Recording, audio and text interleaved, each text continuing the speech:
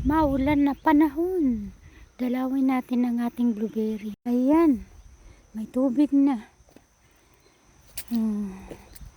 Ulan dito sa South Korea. Pero mas maganda ang tubo ng mga blueberry. Ayan, buhay na buhay. Kasi umuulan. Mamaya malakas din ang ulan. Oh, ang ganda ng tubo pag naulanan. Pag naulanan, ang ganda ng mga tubo nila. Ay, maraming gagamba. Gagamba. Ayan. Ay. Ayan o. Ayan o. Ang ganda tingnan, diba? Buhay na buhay yung maraming mga bagong dahon. Ito, ang taas na nito. Dito tayo sa mga gulay. Ayun ang sitaw. Wala nang bunga. Ito, ang ganda ng bulaklak, oh. Ang ganda ng bulaklak. Kakatakot dito kasi itong bahay na yan, wala nang nakatira dyan. Abandoned house na yan. Pero sinanay ko na lang ang sarili ko. Ayan, malapit na mahinog. Kaso, siya? Hindi maganda yung may puti-puti. Ay, yung ampalaya, pwede nang anuin ng buto para itanim next year. Ito pa, maraming bunga yung persimmon. Ayun, kaso hilaw pa. Ganda ng tubo ng apple. Kaso wala pang bunga. Next year pa yan. Ayan. Ganda ng tubo. Kaso itong peach, bakit na ganyan siya? Siguro may sakit ito. Ayan medyo natuyo. Ayan. Natuyo yung peach. Matanda na siguro. Mga gulay natin. Ampalaya. Yan may ampalaya. Yan. Yung mani, ayan, dumapa na. Kadapa na mga mani.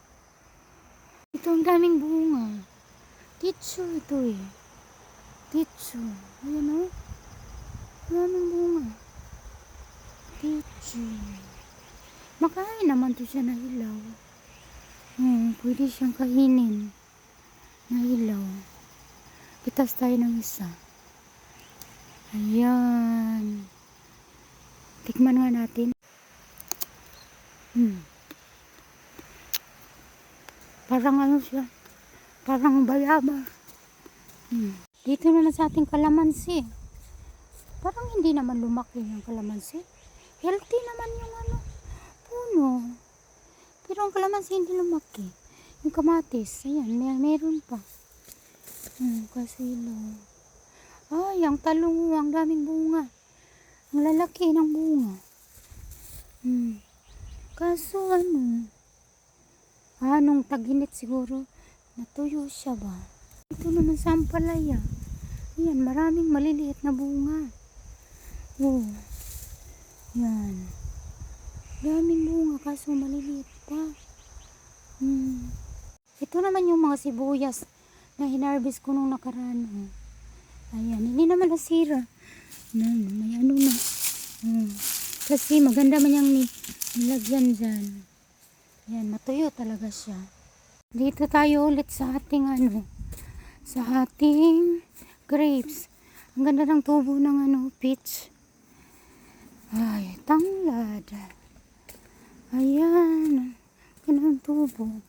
May sitaw pa dyan alagbati. Ayan ang ating mga grapes. Di pa nahinog. Diba? Grabe. Daming bunga. 2 puno. Isa lang yan Yan ang puno.